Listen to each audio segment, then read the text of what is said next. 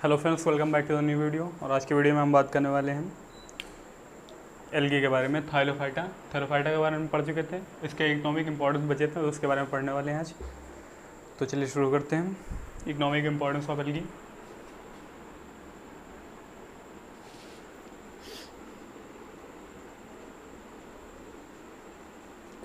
Economic importance of algae. तो economic importance बहुत सारे हैं, इनके कुछ यूज़फुल इंपॉर्टेंस भी हैं और हार्मफुल इंपॉर्टेंस भी हैं। तो पहले शुरू करते हैं यूज़फुल इंपॉर्टेंस के बारे में, मतलब यूज़फुल एक्टिविटीज़ जो हैं इनके बारे में। यूज़फुल एक्टिविटीज़ में क्या आते हैं, इनको हम एज अ फूड यूज़ करते हैं। यूज़फुल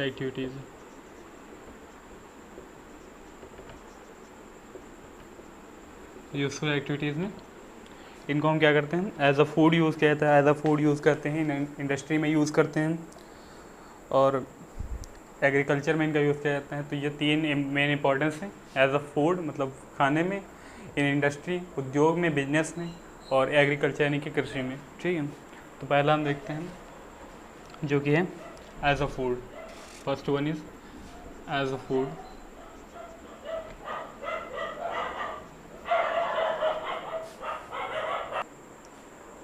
तो एज अ फूड देखते हैं, एज अ फूड में कौन से आते हैं। इसमें होता क्या है एज अ फूड में, मतलब जो ये एल्गी होते हैं, शैवाल जिनको बोलते हैं, थैलोफाइटिक प्लांट्स, इनमें जो कार्बोहाइड्रेट होता है, कार्बोहाइड्रेट, प्रोटीन्स बहुत ज़्यादा इनमें पाई जाती हैं, वाइटामिन्स बहुत इनमें होती है, मतलब इनफ क्वांटिटी में होती है, बहुत लार्ज क्वांटिटी में होती है इनमें। तो कुछ इनके एग्जाम्पल हैं। पहला है क्लोरेला, एग्जाम्पल है क्लोरेला। क्लोरेला में क्या होता है, 40% प्रोटीन होती है एंड बाकी के जो मटेरियल होते हैं वो वाइटामिन होते हैं। That's why we are using as a food. ठीक है, तो क्लोरेला 40% प्रोटीन होती है। दूसरा आता है स्पायरुलिना। स्पायरुलिना में 70% प्रोटीन होती है। स्पायरुलिना जो है वो सबसे बड़ा बिगेस्ट सोर्स ऑफ प्रोटीन है, मतलब लार्जेस्ट सोर्स ऑफ प्रोटीन। ये एक बहुत इंपॉर्टेंट क्वेश्चन है कि जो लार्जेस्ट सोर्स ऑफ प्रोटीन है वो क्या है, तो वो है एक एल्गी जो कि है स्पायरुलिना। ठीक है, तो ये बहुत इंपॉर्टेंट है, इसको याद कर लेंगे आप। उसके बाद लेमिनेरिया आता है।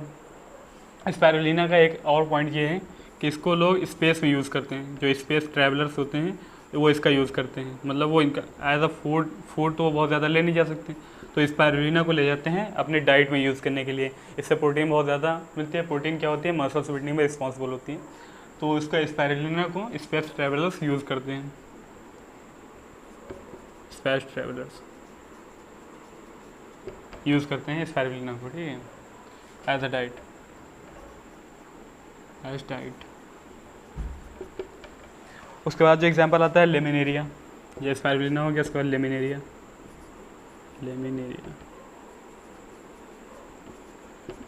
लेमिनेरिया से क्या मिलता है, आयोडीन मिलता है, इससे आयोडीन मिलता है, जो भी ये भी बहुत इंपॉर्टेंट है हमारी बॉडी के लिए। ठीक है, उसके बाद आता है अलवा। एग्जांपल है अलवा।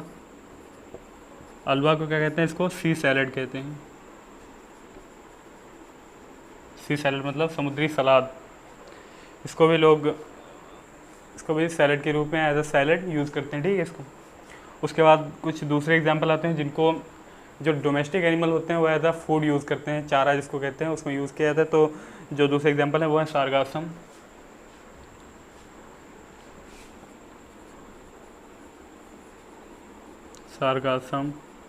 माइक्रोसिस्टिस है,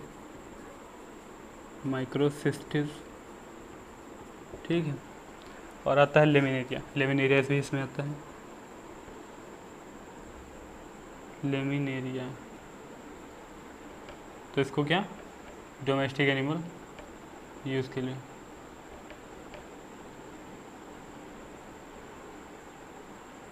ठीक है, स्पेलिंग गलत हो जाता। ठीक है, तो ये इतने एग्जाम्पल हैं एज अ फूड के। तो पहला इसमें क्या इकोनॉमिक इंपॉर्टेंस में, यूजफुल एक्टिविटीज़ में एज अ फूड, तो जो इनमें होता है कार्बोहाइड्रेट, प्रोटीन और वाइटामिन होते हैं, इनफ क्वांटिटी में होती है। इसका एग्जांपल है कोलेरा। कोलेरा में क्या होता है, 40% वाइटामिन होती हैं, स्पाइरुलिना के अंदर 70% प्रोटीन होती है, 40% ये प्रोटीन है, ये भी क्या है 70% प्रोटीन। ठीक है, इसको स्पेस ट्रेवलर्स यूज़ करते हैं एज अ डाइट अपनी डाइट में। और उसके बाद लेमिनेरिया आता है, इससे आयोडीन मिलता है, ये भी मेरी बॉडी के लिए बहुत रिस्पॉन्सिबल था। अलवा को सी सैलड एज अ सैलड के रूप में यूज़ करते हैं। सारगासा माइकोसिस्टिस लेमिनेरिया, इसको क्या करते हैं, ये डोमेस्टिक एनिमल्स के लिए चारे के रूप में यूज़ किया जाता है। ठीक है, एज अ फूड यूज़ किया था। उसके बाद आता है इंडस्ट्री में, बिजनेस में, तो उसको देख लेते हैं। एज अ फूड हो गया पहला, उसके बाद आता है दूसरा जो कि है इंडस्ट्री में।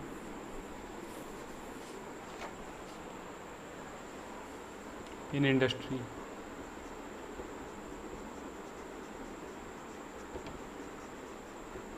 ठीक है, तो इंडस्ट्री में क्या होता है, एक एल्जिन होता है। एल्जिन एक सब्सटेंस है जो कि क्या कहाँ मिलता है, जो फियोफाइसी ग्रुप के जो एल्गी हैं, एल्गी को डिफरेंट पार्ट्स में डिवाइड किया गया। आप 3 मेन पार्ट्स में दिए गए हैं आपके आगे, क्लोरोफाइसी, फियोफाइसी और रोडोफाइसी। ठीक है, तो जो क्लोरोफाइसी ग्रुप जो है, क्लास जो है एल्गी का, थैलोफाइटा का, तो उसमें जो एनिमल्स मतलब इसके जो एनिमल्स होते हैं फियोफाइसी ग्रुप के, तो उनके जो सेल वॉल होती है, सेल वॉल के ऊपर एक लेयर होती है जिसको कहते हैं एल्जिन। ठीक है, तो एल्जिन का यूज़ किया जाता है टाइपराइटर के जो रोलर होते हैं।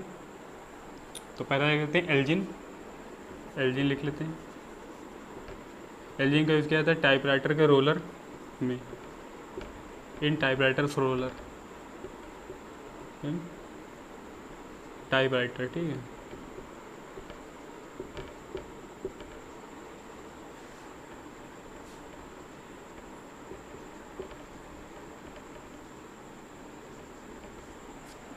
टाइपराइटर के रोलर में यूज़ किया जाता है एल्जिन का।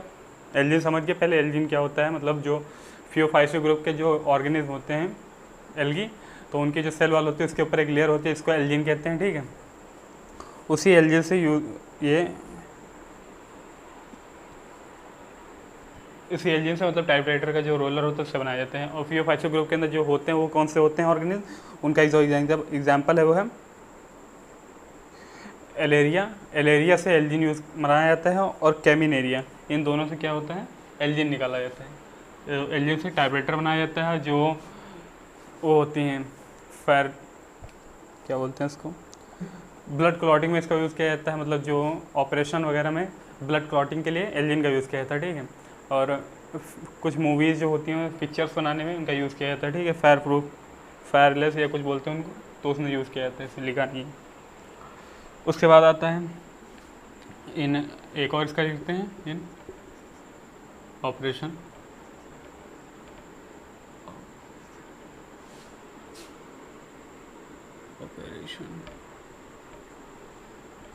In blood clotting, blood clotting,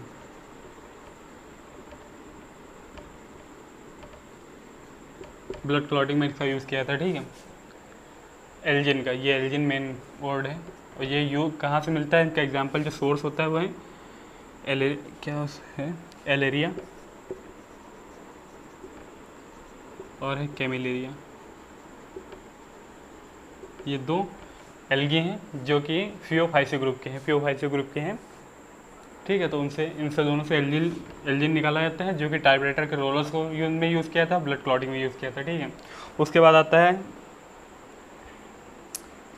industry में, मतलब ये एक पहला पॉइंट हो गया एल्जिन का। दूसरा पॉइंट जो है इन आर्टिफिशियल ऊल में, आर्टिफिशियल ऊल बनाने में,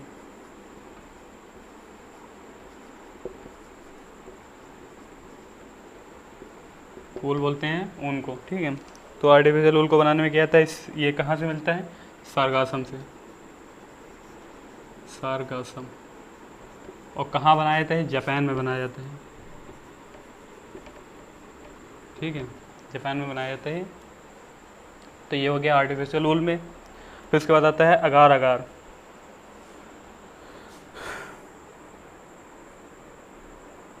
तो अगार अगार बनाने में क्या होता है, अगार अगार क्या होते हैं, अगार जो आइसक्रीम और जेली बनाने के लिए इनका यूज़ किया जाता है।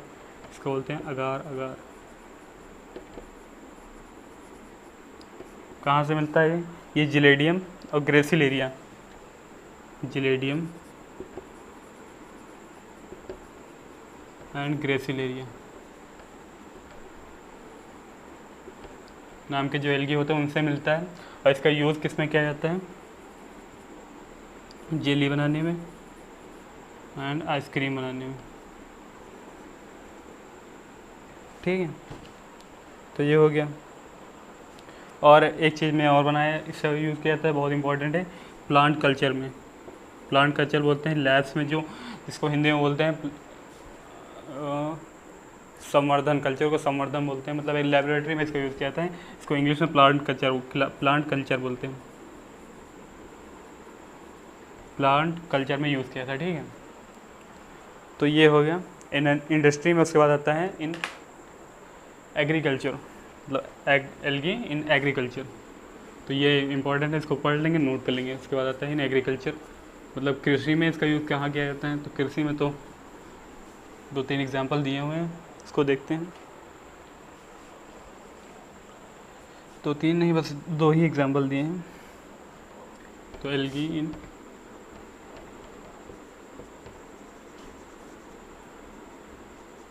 एग्रीकल्चर।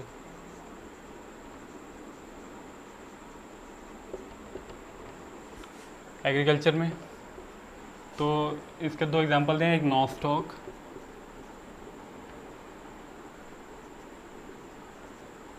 And anabaena. एनाबेना की स्पेलिंग बड़ी हार्ड है। एनाबेना, ये 2 होते हैं। इनका यूज़ कहाँ गया था? ये नाइट्रोजन फिक्सिंग में, मतलब नाइट्रोजन फिक्सिंग करते हैं, नाइट्रोजन फिक्सिंग। नाइट्रोजन फिक्सिंग क्या होता है? नाइट्रोजन फिक्सिंग से क्या होता है, ये प्लांट्स के लिए बहुत इंपॉर्टेंट होता है। प्लांट्स के लिए नाइट्रोजन बहुत इंपॉर्टेंट होती है। अभी बताया, इससे पहले के चैप्टर में बताया था कि जो नाइट्रोजन होती है उसको प्लांट्स डायरेक्ट एटमॉस्फेयर से नहीं लेते हैं, जबकि एटमॉस्फेयर में 78% नाइट्रोजन मौजूद है, फिर भी प्लांट्स उसको डायरेक्ट नहीं ले सकते हैं। तो उसको किस फॉर्म में लेते हैं? वो नाइट्रेट या नाइट्रेट के फॉर्म में लेते हैं, नाइट्राइड या नाइट्रेट के फॉर्म में, या अमोनिया के फॉर्म में लेते हैं। ठीक है, तो जो ये बैक्टीरिया ने, ये जो एल्गी हैं, तो ये नाइट्रोजन फिक्सिंग करते हैं, नाइट्राइट या नाइट्रेट के फॉर्म में चेंज करते हैं अमोनिया को, और उस फॉर्म में जो प्लांट्स होते हैं उसको लेते हैं। ठीक है, और अगर इनकी जो क्वांटिटी है बढ़ जाए अगर किसी सॉइल में, तो सॉइल अगर स्टेराइल है, मतलब उपजाऊ नहीं है, अनुपजाऊ है, तो वो फर्टाइल हो जाती है, मतलब उपजाऊ हो जाती है। ठीक है, तो ये हो गया एग्रीकल्चर में। उसके बाद आता है एल्गी इन बायोलॉजिकल रिसर्च। तो बायोलॉजिकल रिसर्च में क्या? बायोलॉजिकल रिसर्च में ये दिया गया है कि जो फोटोसिंथेसिस की रिएक्शन है वो सबसे पहले किसमें की गई थी? क्लोरेला नाम के जो एल्गी है उसमें फोटोसिंथेसिस की रिएक्शन होती है, उसमें क्लोरोफिल पाया जाता है। तो वो एक लेवल होता है, उस पर रिसर्च की जाती है। तो फोटोसिंथेसिस की रिएक्शन जो है वो क्लोरेला नाम के एल्गी में की गई थी। तो यही है बायोलॉजिकल रिसर्च में। तो बायोलॉजिकल रिसर्च में बस ये दिए गए हैं, बायोलॉजिकल रिसर्च इसमें क्लोरेला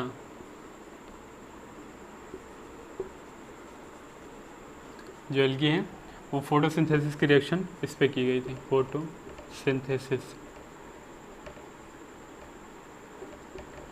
तो ये हो गया एग्रीकल्चर, फिर बायोलॉजिकल रिसर्च। उसके बाद आता है medicinal use in algae of algae, मतलब जो मेडिसिन के फॉर्म में कैसे यूज़ किया था इनका। तो मेडिसिन के फॉर्म में क्लोरेला जो होता है, क्लोरेला से एक क्लोरेलिन एंटीबायोटिक बनाई जाती है, क्लोरेलिन एंटीबायोटिक। ठीक है, जो कि क्या होती है 120 डिग्री सेंटीग्रेड टेम्परेचर पे स्टेबल होती है, जो कि क्या करती है, ये ग्राम पॉजिटिव ग्राम नेगेटिव जो बैक्टीरिया होते हैं उनसे हमारी बॉडी को या किसी भी ऑर्गेनिज्म को सेफ रखती है। ठीक है, gram positive gram negative bacteria के बारे में अगर नहीं पढ़ा है तो जो इससे पहले वाला चैप्टर है उसमें हमने बताया था, तो उसमें आप पढ़ सकते हैं।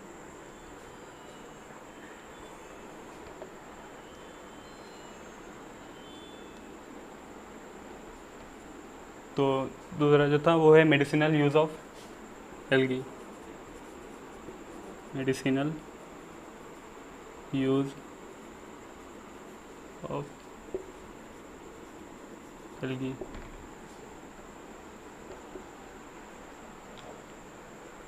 तो जो क्लोरेला होता है, इसमें होता है क्लोरेला जो होता है, क्लोरेला एल्गी जो होता है, इससे क्या क्लोरेलिन एंटीबायोटिक बनाई जाती है, क्लोरेलिन एंटीबायोटिक बनाई जाती है।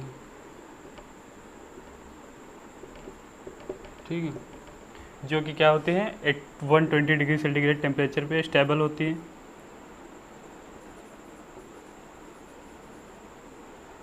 और क्या कहते हैं gram positive and gram negative bacteria से हमें सेफ रखती है, पे काम करती है, मतलब इफेक्टिव होती है इनके लिए। जो ग्राम पॉजिटिव ग्राम नेगेटिव जो भी बैक्टीरिया होते हैं, बैक्टीरिया को दो पार्ट्स में ही डिवाइड किया गया है, gram positive gram negative bacteria. Gram staining process के थ्रू ये बताया जाता है। तो ग्राम स्टेनिंग प्रोसेस हमने जो सेकंड चैप्टर है उसके शायद तीसरे चौथे पार्ट में इसके बारे में बताया गया है, तो आप उसके बारे में देख लेंगे, हम उसका लिंक डिस्क्रिप्शन में दे देंगे अपने, तो उसमें जाके आप देख सकते हैं। ठीक है, उसके बाद जो आता है हार्मफुल एक्टिविटीज़। तो हार्मफुल एक्टिविटीज़ जो है एल्गी की, उसके बारे में देखते हैं। तो हार्मफुल एक्टिविटीज़ इनकी दो ही हैं, दो नहीं बस एक ही दी गई है, वो है वाटर ब्लूम। वाटर ब्लूम क्या होता है, जो नॉस्टॉक और एनाबीना होते हैं, इनकी जब क्वांटिटी बढ़ जाती है, माइक्रोसिस्टिस एनाबीना और क्या है क्रोकोकस, ये तो जो मतलब एल्गी हैं, इनकी जो क्वांटिटी वाटर में बढ़ जाती है तो क्या होता है ये टॉक्सिक सब्सटेंस रिलीज़ करते हैं, जिससे क्या होता है जो फिशेस और एक्वेटिक ऑर्गेनिज्म होते हैं उनकी डेथ हो जाती है, वाटर जहरीला हो जाता है, टॉक्सिक हो जाता है। तो यही है वाटर ब्लूम। ठीक है, हार्मफुल एक्टिविटीज़ में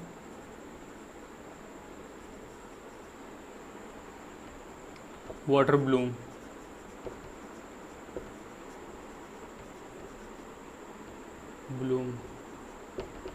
जो नॉस्टॉक है, माइक्रोसिस्टिस और है क्रोकोकस।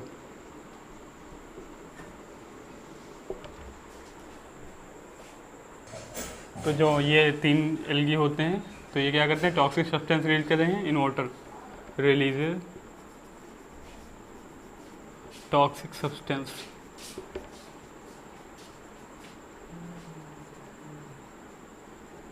In water. से होता क्या है, जो एक्वेटिक जो ऑर्गेनिज्म होते हैं उनकी डेथ हो जाती है, डेथ कॉजेज डेथ,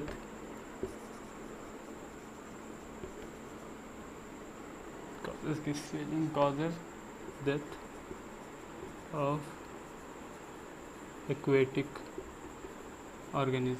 ठीक है, तो ये वाटर ब्लूम, इसको वाटर ब्लूम कहते हैं। ठीक है, उसके बाद अब जो इनकी एक्टिविटीज़ हैं, इकोनॉमिक इंपॉर्टेंस है, वो ख़त्म होता है। उसके बाद आता है क्लासिफिकेशन ऑफ एल्गी। तो जो एल्गी को तीन मेन पार्ट्स में डिवाइड किया गया। पहला है क्लोरोफाइसी जिसको कहते हैं ग्रीन एल्गी, दूसरा आता है फियोफाइसी जिसको कहते हैं ब्राउन एल्गी, और तीसरा आता है क्रोडोफाइसी जिसको कहते हैं रेड एल्गी। तो इन तीनों के बारे में अलग अलग पढ़ते हैं। तो फटाक से इसको मिटाते हैं और देखते हैं क्लासिफिकेशन।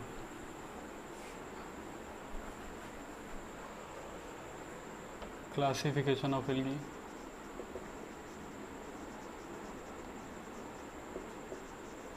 ठीक है, क्लासिफिकेशन ऑफ एल्गी में तीन मेन पार्ट्स हैं। पहला है क्लोरोफाइसी,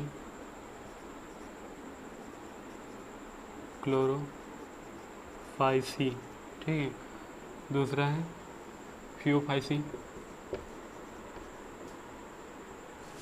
फियोफाइसी की स्पेलिंग थोड़ी हार्ड है, जो कि है PHAEO फाइसी। ठीक है, और आता है रोडोफाइसी।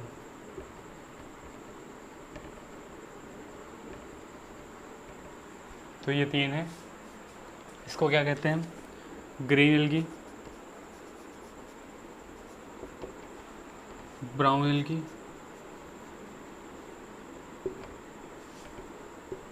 उसके बाद रेड एल्गी।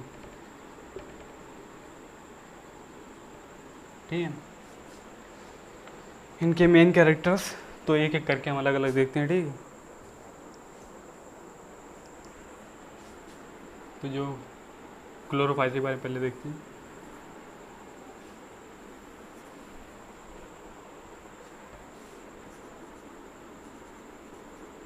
क्लोरोफाइसी, इसका पहला पॉइंट है, ये हैं क्या, ये हैं ग्रीन एल्गी, ठीक है। उसके बाद जो दूसरा पॉइंट आता है वो है इनमें पिगमेंट कौन सा पाया जा रहा है। पिगमेंट जिसमें पाया जाता है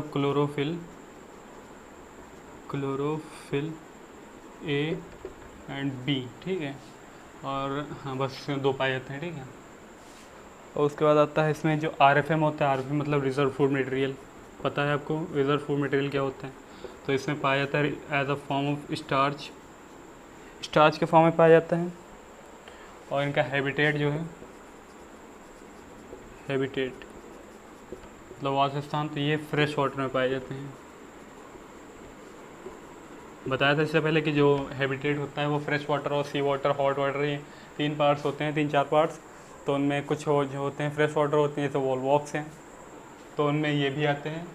क्लोरोफाइसी ग्रुप के जितने होते हैं, तो ये इनका हैबिटेट होता है फ्रेश वाटर, ठीक है।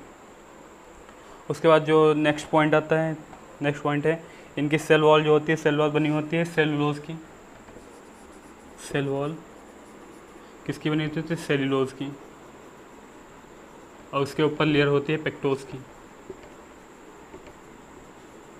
तो ये हो गया एक पॉइंट, ठीक है। उसके बाद रिप्रोडक्शन में असेक्सुअल रिप्रोडक्शन होता है।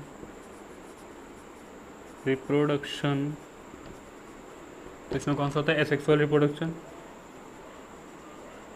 Asexual by zoospore. Asexual reproduction spores के थ्रू होता है, बताया था। एसेक्सुअल रिप्रोडक्शन स्पोर्स के थ्रू होता है, प्लाइनोस्पोर, ज़ोस्पोर और जो होते हैं स्पोर्स इतने। तो इसमें जो होता है बाई ज़ोस्पोर,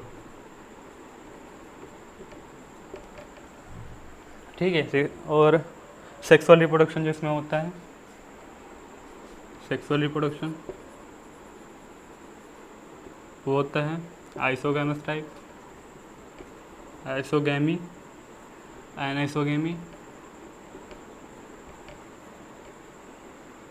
और ओगैमस टाइप, ओगैमी, ठीक है। तो ये इनके कैरेक्टर हो गए। उसके बाद आते हैं इनके एग्जाम्पल। तो एग्जाम्पल इनका है यूलोथ्रिक्स,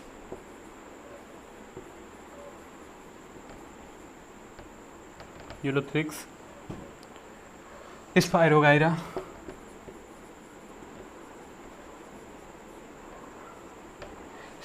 उसके बाद आता है कारा आता है, फिर आता है अल्वा, ठीक है। तो ये हैं कुछ इंपॉर्टेंट टॉपिक्स, मतलब इंपॉर्टेंट पॉइंट जो कि हैं क्लोरोफाइसी ग्रुप के। तो क्लोरोफाइसी होता है ग्रीन एल्गी, इसको ग्रीन एल्गी कहते हैं, ठीक है। पिगमेंट जो होता है क्लोरोफिल ए और बी पाया जाता है। RFN जो इसमें रिजर्व मटेरियल होता है वो होता है स्टार्च। हैबिटेट जो होता है ये फ्रेश वाटर में पाए जाते हैं। सेल वॉल जो होती है वो सेलुलोज की बनी होती है, इसके ऊपर लेयर होती है पेक्टोज की, ठीक है। रिप्रोडक्शन जो होता है सेक्सुअल रिप्रोडक्शन होता है बाइज़ोस्पोर होता है। सेक्सुअल रिप्रोडक्शन आइसोगैमी, एनाइसोगैमी और ओगैमस टाइप का होता है। उसके बाद जो इसके एग्जाम्पल है यूलोथ्रिक्स, स्पाइरोगाइरा, कारा और अल्वा, ठीक है। तो ये हो गए सारे कैरेक्टर्स क्लोरोफाइसी ग्रुप के, ठीक है। उसके बाद आता है फियोफाइसी, तो इसको नोट करें। उसके बाद देखते हैं फियोफाइसी क्या होता है।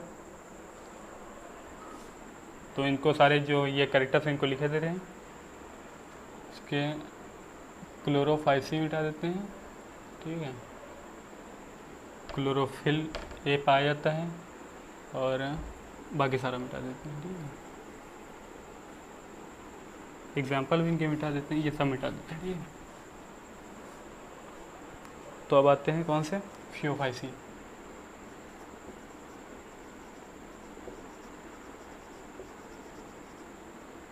फियोफाइसी को क्या कहते हैं, ब्राउन एल्गी,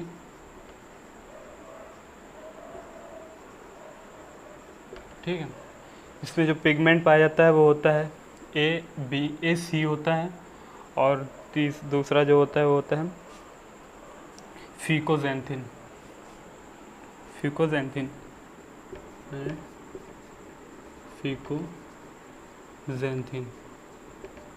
ये इनमें पिगमेंट पाया जाता है, ठीक है।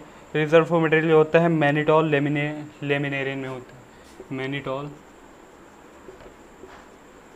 और लेमिनेरिन। उसके बाद जो इनका हैबिटेट है वो सी वाटर है, ठीक है। और जो इनके दूसरे एग्जांपल्स हैं, मतलब इनकी सेल वॉल जो होती है, तो सेल वॉल इनकी होती है सेलुलोज की बनी होती है। अभी हम बता रहे थे जो एल्जिन अभी बताया था इकोनॉमिक इंपॉर्टेंस में, तो वो फियोफाइसी अभी हम बता रहे थे ना, फियोफाइसी जो ग्रुप के होते हैं मेंबर ऑर्गेनिज्म, तो उनमें सेलुलोज के ऊपर पाई जाती है एक लेयर जिसको कहते हैं एल्जिन। इसी से बनाया जाता है एल्जिन, जो कि टाइपराइटर के रोलर्स में यूज़ किया जाता है और ब्लड क्लॉटिंग में यूज़ किया जाता है, ठीक है। एल्जिन जो कि होता है जिलेटिनस, ये होती है जिलेटिनस कोट,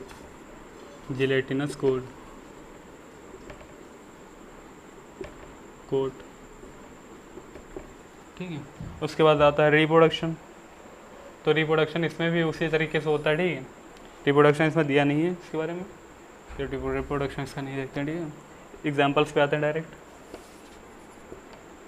एग्जाम्पल्स इसके क्या हैं? इसके एग्जाम्पल हैं फ्यूकस है, सारगासम, लेमिनेरिया, डिक्ट्यूरा, एक्टोकार्पस, ठीक है। तो फ्यूकस, सारगासम,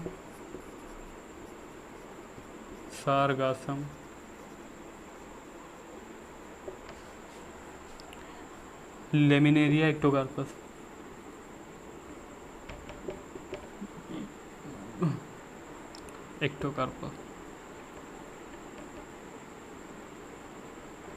तो ये 3 एग्जाम्पल, 4 एग्जाम्पल हो गए, इसको लिख लेते हैं। उसके बाद आता है, उसके बाद इनके कुछ और मेन पॉइंट्स हैं जो कि हैं इनकी बॉडी, ठीक है। तो बॉडी ऑर्गेनाइजेशन, मतलब बॉडी इनकी कैसी होती है, तो बॉडी जो इनकी 3 पार्ट्स में डिवाइड होती है। पहला पार्ट होता है होल्ड फास्ट, जिसको कहते हैं स्टॉल्क, ठीक है। ये रूट को कहते हैं, इनकी रूट जो होती है वो hold fast as a root, मतलब इनमें जो होती है वो पाई नहीं जाती है, लेकिन रूट लाइक स्ट्रक्चर होता है, इसको स्टॉक कहते हैं, होल्ड फास्ट इसको कहते हैं, ठीक है।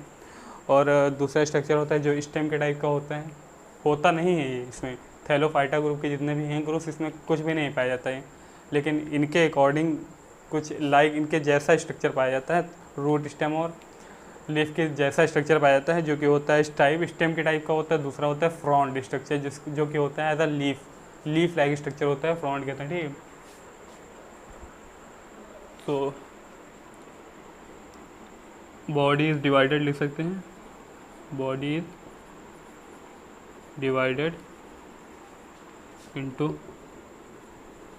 लीफ लाइक स्ट्रक्चर, बस इनटू लिख लेते हैं। स्टॉक, समझ तो गए क्या होता है stock type and front. Stock क्या होता है, एक होल्ड फास्ट होता है, इसको कहते हैं होल्ड फास्ट, जो कि बस होल्ड फास्ट का मतलब समझ रहे हैं, पकड़ने के लिए होल्ड फास्ट, ठीक है। स्टॉक जो होता है वो as a stem like structure होता है, फ्रॉन्ट जो होता है लीफ लाइक स्ट्रक्चर होता है, ठीक है। तो ये कंप्लीट होता है फियोफाइसी। उसके बाद आता है रोडोफाइसी, जिसको कहते हैं रेड एल्गी। तो इसके बारे में 2-3 पॉइंट्स हैं, तो देखते हैं।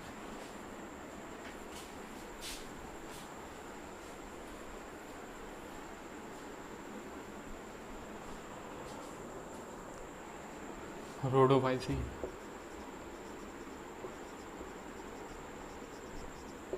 इसको कहते हैं red algae,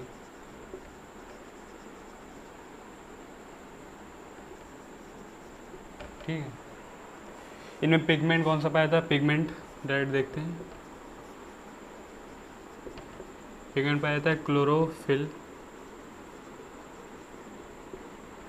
A and D, ठीक है। और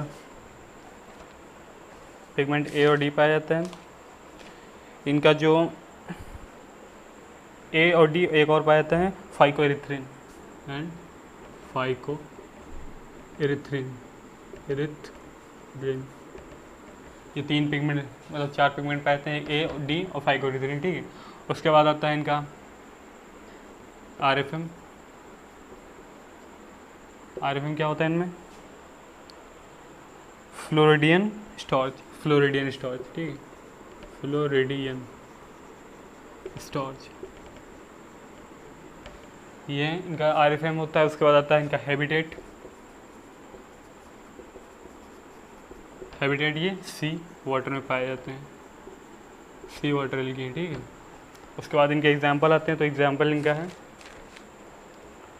पॉलीसिफोनिया और है porphyra, sorry Polysiphonia gelidium. Example जो है वो है पॉलीसिफोनिया